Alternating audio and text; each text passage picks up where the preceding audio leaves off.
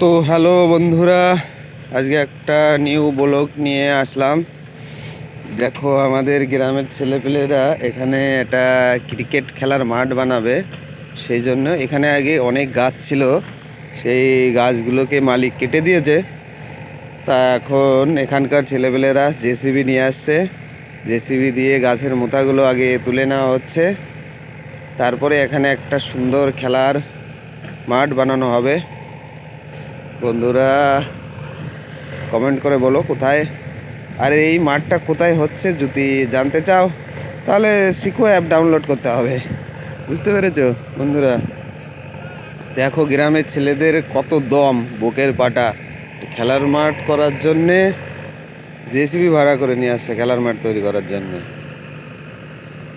অদম্য সাহস গ্রামের ছেলেদের মধ্যে, অনেক কিছুই করতে পারে ছেলেরা।